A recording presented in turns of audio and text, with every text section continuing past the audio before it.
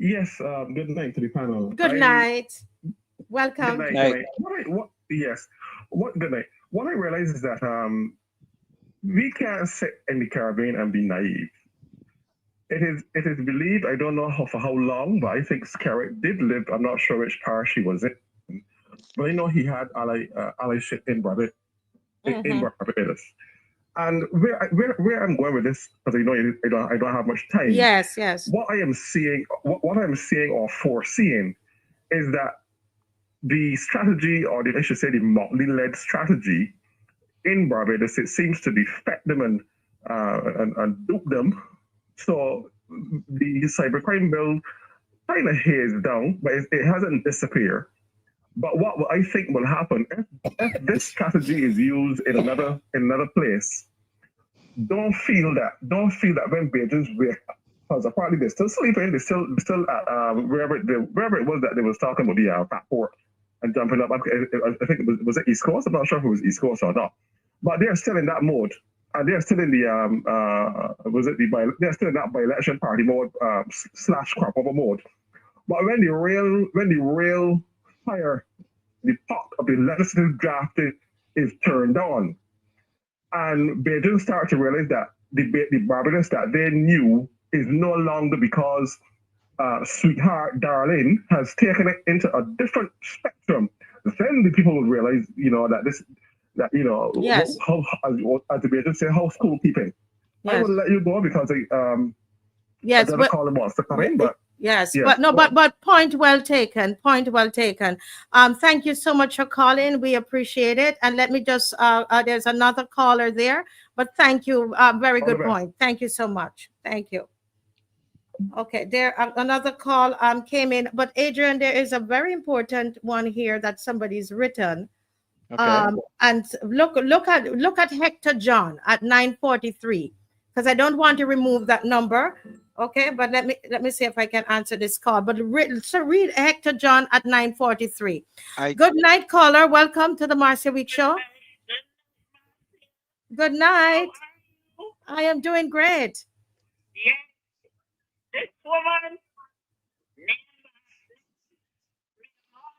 can't hear her. Okay. Okay.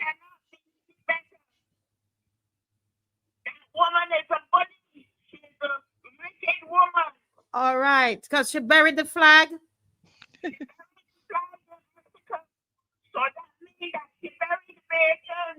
Ah, I see.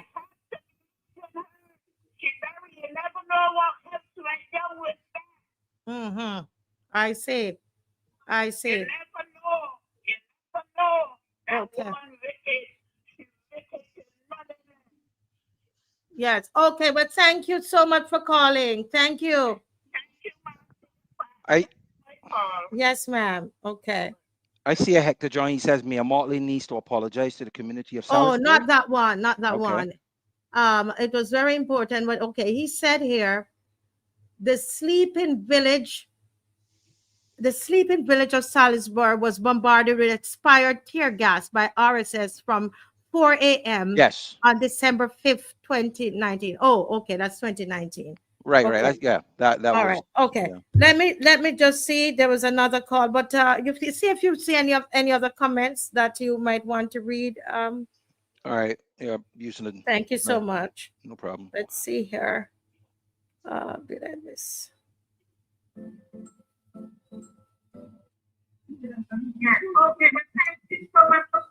Okay, caller, can you turn down? Welcome, but could you turn down your device, please? Oh, the call ended.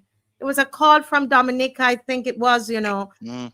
If that's a call from Dominica, feel free to call back and turn down your devices, please. Turn down the device as you're calling in. This is Miss. Okay, this is Mr. Thomas Fontaine. Yes, this is Dr. Thompson Fontaine, the leader of the United Workers' Party in Dominica. Oh, wow, you are the leader of the opposition. Yes, I was listening to your program and I heard you made mention of Yes, I read opposition. your. Oh, it. And I I'm wrote so to it. happy. I Yes. tried so hard to get somebody from the opposition in Dominica. So, guys, listen up. This is the leader of the opposition, from Dominica on the telephone right now. Dr. Fontaine, welcome to the Marcia Week show, sir. What's on your mind? Okay, well, thank you very much. I just wanted to put in some clarification. Yes, speak up a little louder for us. Yes. Yes, I wanted to just make some clarifications with respect to the role of the RSS Yes. and what transpired both in 2019 and also in March of 2025. Now, in 2019, it is true that at the time it was Shasney who was the chairperson of CARICOM, Yes. but Barbados contributed troops to the effort. And in fact, that was on the eve of our election, and two persons got shot. They were sent to the main stronghold of the United Workers' Party, a village called Salisbury, and they used live rounds of ammunition on individuals there who were simply protesting for electoral reform. And in 2019, when we heard that in 2025, in March, we were again protesting for electoral reform. And when we heard that Mayor Motley, as chairman of CARICOM, had been approached by the Prime Minister, I wrote in my capacity as leader of the United Workers' Party to Honorable Motley, informing her of what had transpired in 2019, and also reminding her that any use of troops in Dominica would be seen as an affront against the people of Dominica, and would be considered to be a hostile act, because we were not under any kind of threat in Dominica. There was no unrest, and we thought it was completely unjustified for the troops to be sent in. To her credit, she agreed and did not send the individuals into Dominica again. Now, I heard your co-host, I believe, saying, well, why it is that we have not taken up this Prime Minister if he's so bad? Well, that is where the problem is. The reason why we have been on this electoral reform bandwagon for so long is because we have a completely flawed system in Dominican politics. In fact, in 2022, we boycotted. We took the extraordinary step to boycott the election. Bearing in mind, we are the main opposition party. We were last in government in 2000. The Labour Party has been there since 2000, but they have been systematically stealing the elections with the use of Hartley Henry and Wickham, who have played very significant roles in the politics here in Dominica. Hartley and Wickham? You said Hartley and Wickham? Yes, both of them, yes. And what they have devised, and we believe that this plan came from them, given the fact that Dominica is a relatively small country. What they have done is look at the marginal constituencies where in the past you've won by 5 or 10 votes, and they brought in significant numbers of Dominicans residing in the diaspora into those constituencies to ensure that the government wins. So that's what we have been fighting against over the past 4 election cycles. And the last time we said that enough is enough, we have to force this reform agenda, and we decided to stay off of competing in the election. But it has been extremely difficult for us in opposition, given the machinations of this Prime Minister with the help of the Barbadian partners here, unfortunately. So you're saying, so Dominica really have a real issue with Barbados, because these two guys are Bajans, Hartley and Wickham, and I know I'm understanding it. It's even worse. Hartley and Wickham, in your estimation, you're alleging that they would be the mastermind behind Skerritt being in office for 25 years. Absolutely. And effectively, the campaigns of Skerritt has been run by Hartley Henry, and Peter Wickham has served as the pollster. But he's the one that has been running the elections for the Prime Minister in Dominica.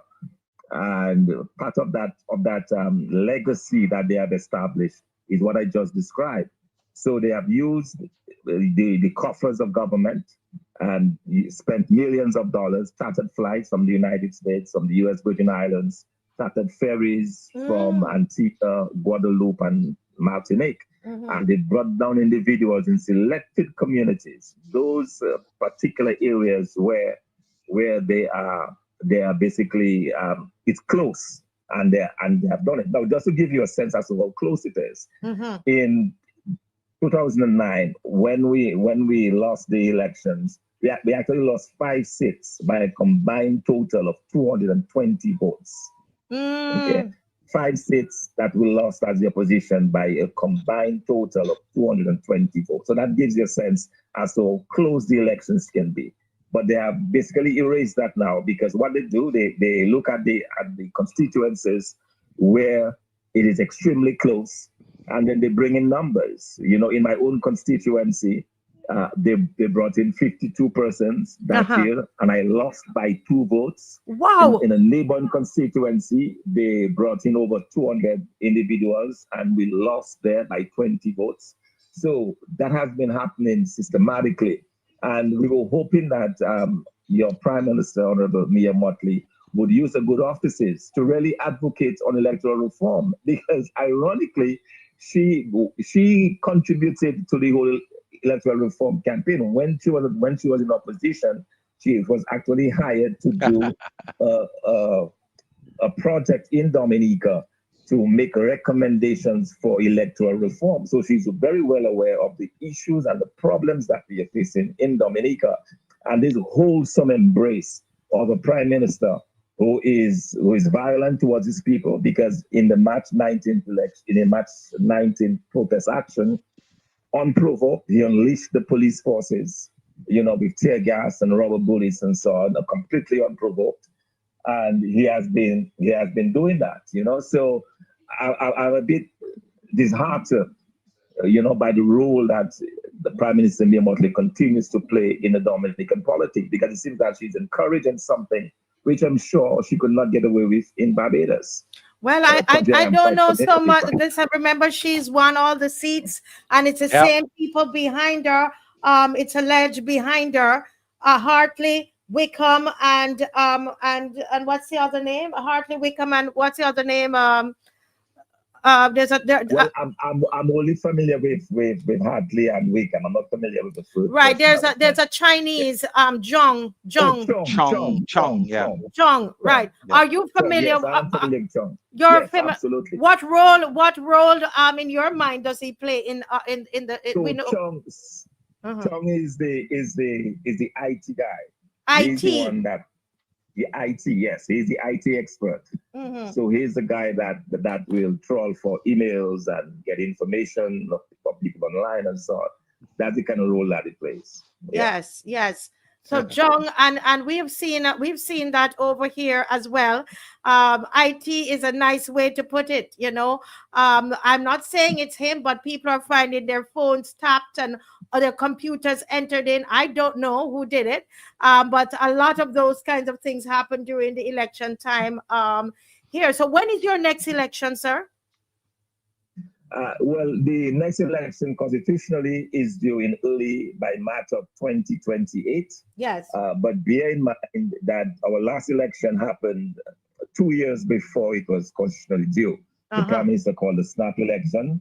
There are concerns that even if we have received some sort of electoral reform legislation, our concern is that he may not allow enough time to do those reforms. There's a lot of discussion around a possible snap election. Mm-hmm. So but that's what we're looking out for. It is quite possible.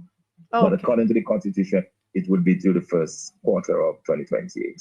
Of 2028, but you're saying it can be Yeah. called at any time. Adrian, I know you had a question, and I don't know if the question was answered when you were asking Adrian, the leader of the opposition. Well, you were asking, but now we have the leader of the opposition of Dominica on the line. I think you were asking, why is it that the Dominican people why don't they remove Skerrit? Is that the question you were asking, Well, Adrian? yeah, and the honorable gentleman answered it with regards to the election irregularities.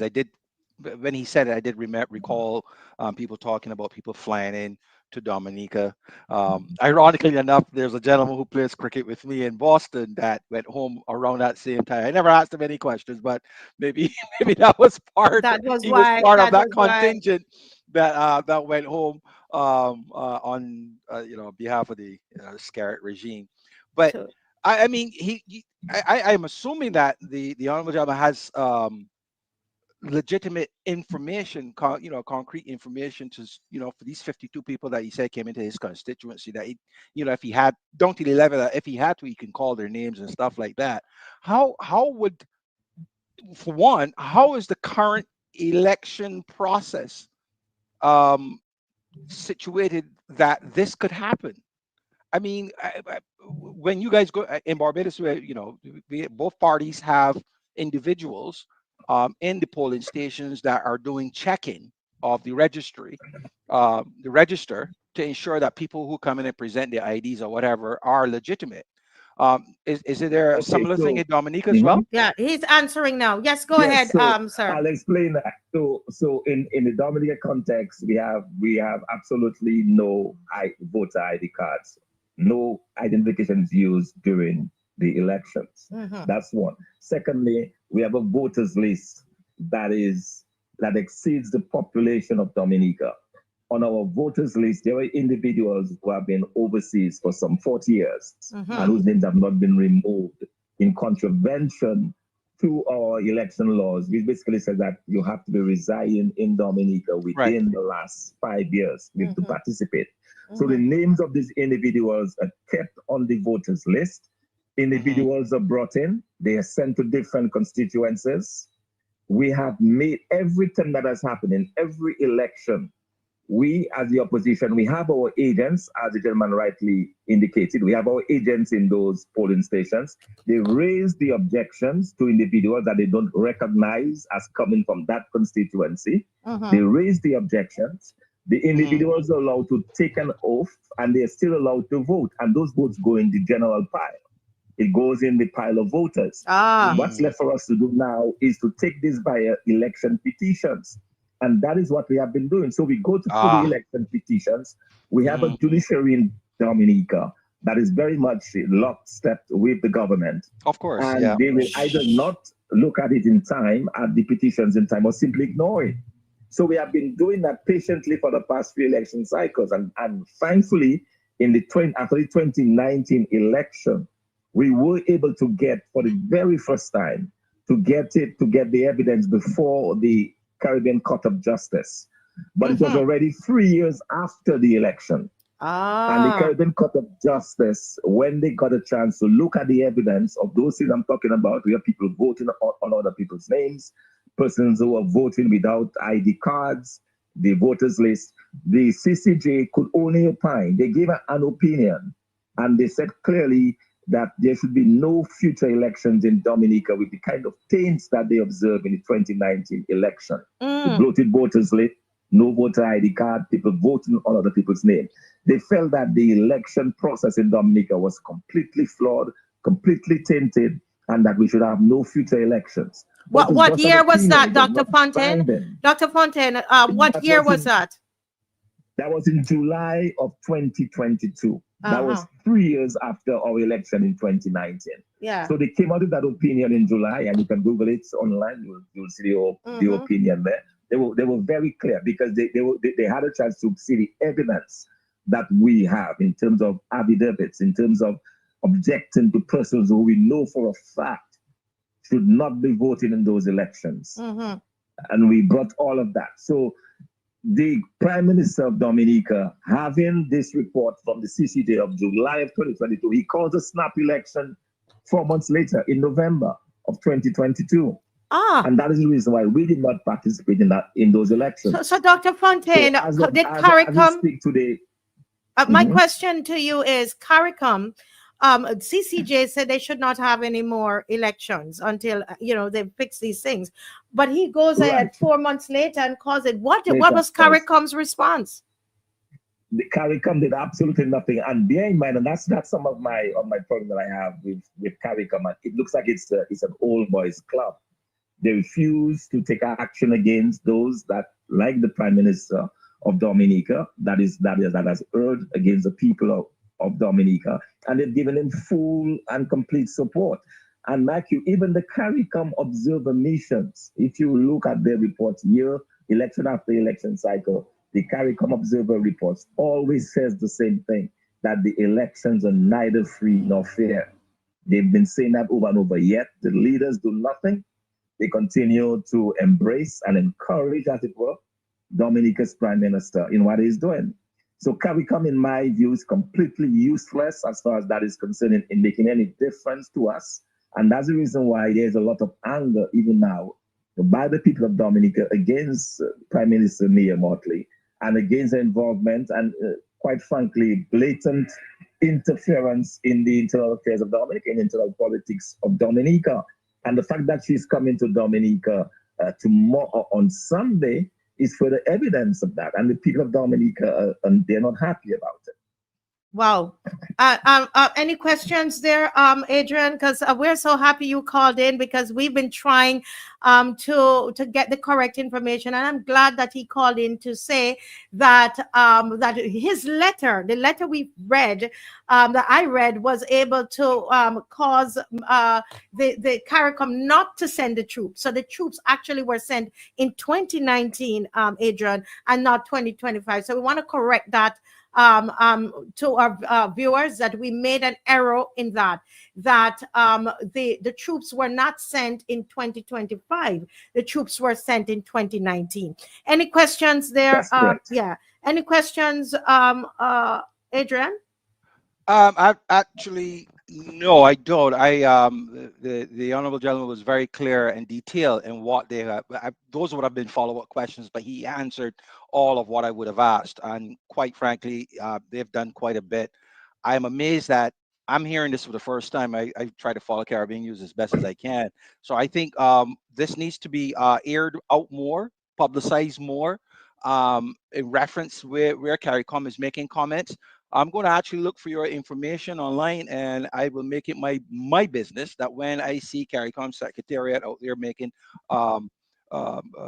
public announcements of any kind, I would bring this up, because this is, I think, a big secret of what is going on in Dominica, that all these things are happening, that you're seeking redress, and redress is given, CCJ ruled, and it's being ignored. That's just ridiculous. So something has to be done. Yes. I think those of us, because there are similar concerns, not to the magnitude or as observable as what is happening in Dominica, in Barbados, right? So this where the clarity that you just expounded on is there, and magnifying that might be bring about some shedding of light in Barbados as well. Yeah, so I think we will start to look at things a little differently, because those 230 loves, a lot of people, Dr. Fontaine, we are not too convinced of it. Yep. But, let me ask you something, Dr. Scarrett. Wrong name. Dr. Fontaine, not Dr. Scarrett. Dr. Fontaine, the opposition leader of Dominica. Let me ask you, sir, with concerning Ross University, it seems like there's still such a loss in Dominica. You have lost economically from that, and the sentiments are still there. People are still upset about that. Is that part of the rejection of Miss Motley to Dominica, you think? Is that part of it? Absolutely. Yes, absolutely. You're talking about the loss. We estimate to be approximately 30% of our gross domestic product. That's how much Ross University meant to Dominica. And that was taken away from us, we believe, by Prime Minister Motley, quite frankly, along with the Prime Minister of Dominica. Something happened around that transaction. Oh, wow. That raised a lot of questions, which I will not go into right now, but that is something that you can, even on your end, look at in terms of what really transpired when Ross University moved from Dominica. Yes, we had our issues, but bear in mind, that university was flourishing over 40 years. It was in Dominica. Yeah. We grew Ross University from a one-room university to hiring thousands or having thousands of students. And they persevered with Dominica over all those years. But we believe that with the active involvement of your Prime Minister, we eventually lost it. A great loss to the country, one from which we have still not yet recovered. Because when you take away 23% or 30% of a country's gross domestic product, you can't really feel that right away. And we have been struggling since then to get some redress and then to turn that around. And also, just quickly, in terms of the correction, I'm not the leader of the opposition because we are not in parliament. The leader of the opposition is usually reserved for the leader in parliament. We are not in parliament. Leader of the United Workers' Party, which is the largest opposition party in Dominica. In Dominica, yes. Okay. Yes. So let me. You talked about Ross. I'm trying to imagine the kind of climate that Miss Motley is going to meet in Dominica when she gets there on Sunday. Are they going to have physical protests there, or people are just mumbling and grumbling? Well, it is hard to say. Over the past few days on local radio, there have been increasingly angry voices to be heard, calling for some kind of protest against the, calling for some visible demonstration of the anger that is being felt by the people of Dominica. And I'm not sure anything could, quite frankly, anything could happen on Sunday. You know, I think it would be good if the Prime Minister reconsiders coming into Dominica, into that kind of environment, because clearly she's not welcome. And that is the message that the Dominican public have been sending. That she's not welcome in Dominica. In Dominica. Absolutely. But sir, did you Yes. say? Are you? Did we? Can you correct us if we're wrong in this? We got some Facebook post with the pictures of both Skerritt and Motley on light poles, and the comment. And I can say his name because it was on, it was on social media by Dr. Honeychurch, that it was put, on all of these posts throughout town. Is that true? Is that really what is happening? Yes, there were posters showing the two of them. In fact, I am driving and I just passed one on a telephone post. It's littered all over the country. Wow. The two, or the Prime Minister of Barbados along with Prime Minister Skerritt, superimposed on red posters throughout the country. And it is unfortunate that the Prime Minister is taking such an active role in the partisan politics in Dominica. This is not a government function. This is a Labour Party sanctioned event. And then to be so openly supportive, and I don't think that's a good move on the part of the Prime Minister of Barbados. And that's why part of why the people are saying that she's not welcomed in Dominica. I saw a letter or an article, I can't remember, because we only started to follow this story late this evening, where people were saying that she should, if she comes, she should relinquish the role as chairman of CARICOM. Is that the sentiment in Dominica? Yes, absolutely. Because what the sentiment here is that if she was coming in a capacity as the leader of the Democratic Labour Party in Barbados, or sorry, the Barbados Labour Party, and supporting a fellow, that would have been okay. But as the leader of CARICOM, as the chairperson of CARICOM, she's elevated, beyond. She represents a different constituent, not just her Labour Party in Barbados. And the fact that she's throwing the weight of CARICOM behind the visit, we believe it's wrong. That she should, on those grounds, she should have abstained from coming, and given what the essence of the chairmanship holds for the rest of the region. So that is where we're having some difficulties. And of course, as we indicated earlier, the anger is part of it. People remember that Bajan troops fired on unarmed Dominicans, simply protesting for electoral reform, and she was very much involved in that. And I will add quickly as well, in that particular incident, when Chasney found out the real reason, he immediately withdrew his troops. There was no such withdrawal by the Barbadian Prime Minister. So can you repeat that? Repeat what Dr. Fontaine, what did you just say? So you're saying that, yes, in 2019, there were St. Lucian and Barbadian troops. When the St. Lucian Prime Minister found out that he was effectively duped by the Prime Minister, that there was no unrest in Dominica, that's just a village that is very much opposed to the Prime Minister of Dominica, he immediately withdrew his RSS contingent. But the same did not happen with Mayor Motley. So when they were fight, when the two individuals, thank God, they were not killed, but they were shot, and others were tear gas. And in fact, a legal a case has been opened up in the International Court of Justice because a number of elderly persons who were sleeping in their beds. Imagine you have a very closed village. There is one street, one main street running down the village, and they unloaded just an enormous amount of tear gas on persons who were effectively sleeping in their beds. And we've had a number of elderly persons who died in quick succession after that particular event. So it was not only the firing on innocent people who were out, but that night persons in their beds got the full blunt of tear gas, and we found out some of them were actually expired canisters. Wow. That we picked up. So that there's a very active case of a human rights violation, and that is why we were so angered when we found out that there could possibly be a repeat in March of this year. But thankfully, cooler heads prevailed, and the Prime Minister did not show up. Didn't show up. But you're saying that the Barbados Prime Minister at the time, Mayor Motley, did not withdraw the Barbadian troops, and that that's why now I understand what you're talking about, Adrian, when they said that people were sleeping in their beds. I didn't understand that they said sleeping Salisbury. You know, Right, oh, right. no, I Because understand. What happened late at night? It It happened. happened late at night, yes. But we didn't hear, we didn't know anything. Did you know about this, Adrian? You're muted, Adrian. I didn't know of the extent Yeah. of this. Yes, the 2019 one. Yeah, it was all over the place. Well, actually for me, because I tend to look for these things, so I did know about it. But yeah, there's some key points that he made that I wasn't aware of. The stuff about St. Lucia withdrawing their troops.